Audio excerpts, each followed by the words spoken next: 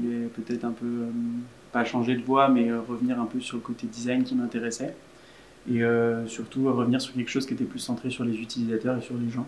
Et je me suis dit que c'était le bon moment pour reprendre des études, et surtout dans le secteur de l'innovation, dans un contexte comme celui qu'on vit aujourd'hui. Moi, je voudrais changer un peu mon parcours professionnel.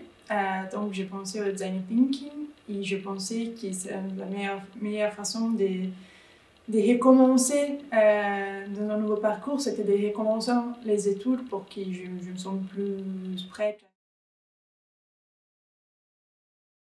Les retours à l'école s'est très bien passé. C'est vrai qu'au début, comme j'étais habituée à travailler, ça fait un peu peur que ce soit une formation en temps plein. Mais ça se passe super bien. Pouvoir rencontrer mes camarades et discuter avec eux, apprendre de nouvelles choses. C'est pas une formation classique où on a besoin de s'asseoir toute la journée et écouter des cours et que de la théorie. C'est très pratique et c'est assez proche au final du monde professionnel vu qu'on travaille sur un projet à temps plein. Et je pense pas que j'aurais repris les études si c'était dans un contexte trop scolaire. Une grosse phase de relationnel que j'ai acquis pendant cette période, et tout ce qui est centré sur la recherche utilisateur, c'est quelque chose qui m'a beaucoup apporté en termes de compétences. J'avais beaucoup de compétences techniques du fait de mon background plus technique, et là du coup ça m'a apporté une double compétence là-dessus. Et aussi sur toute la phase de prototypage. Alors quand on dit prototypage, souvent c'est du prototypage très physique, mais là plus du prototypage numérique avec le développement d'applications ou des choses comme ça que je maîtrisais pas du tout. Mais on a beaucoup aussi de temps pour apprendre par nous-mêmes pendant la formation. On a les ressources qu'il faut. Travailler en équipe, surtout que c'est une équipe où on n'a pas un leader, on prend en considération tous les avis des gens avec qui on travaille, et ça c'est très sympa. Je pense que les côtés équipe, c'est super fort et c'est super important dans les M310.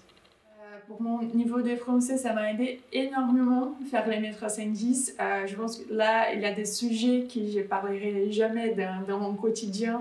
Il y a des sujets déjà plus professionnels. À des moments où je dois défendre un peu mon idée, ça m'a permis d'avoir un vocabulaire beaucoup plus riche aussi.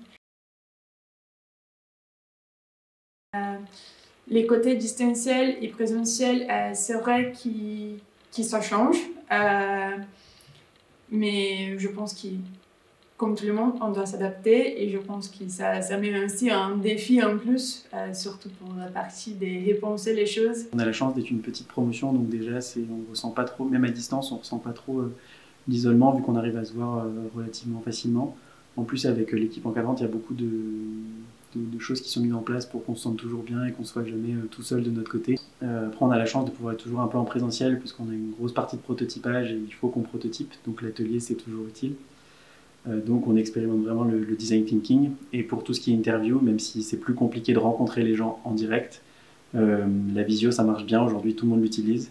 Donc ça permet vraiment d'échanger, et d'échanger encore plus avec des gens qu'on n'aurait pas vus en temps normal en direct, vu que là on peut se permettre d'interviewer des gens qui sont à l'autre bout de la France. Et en plus, vu qu'on travaille en partenariat avec une équipe en Italie, le fait qu'on soit à distance avec eux et qu'on soit à distance même entre nous, ça nous rapproche un peu plus vu qu'on est tous sur un pied d'égalité à ce niveau-là.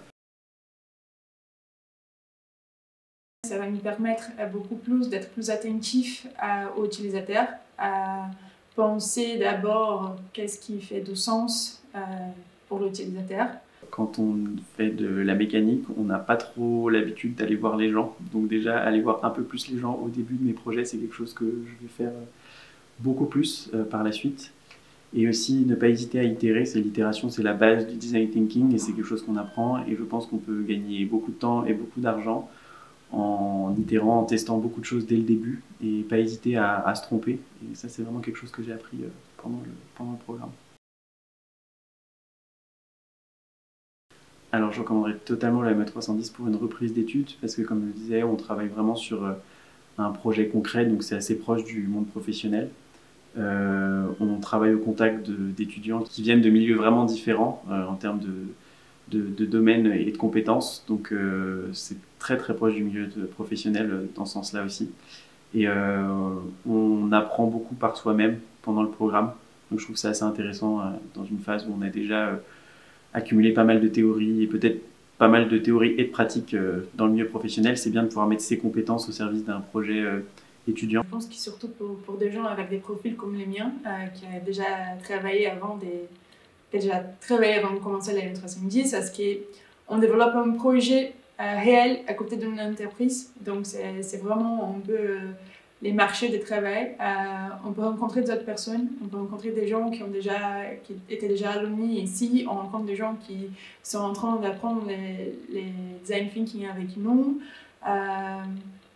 Et je pense aussi que ça donne un peu plus de confiance dans les travails parce que quand on est là pour faire plusieurs choses, pour tester plein de choses, j'ai l'impression que je sors d'ici beaucoup plus confiante.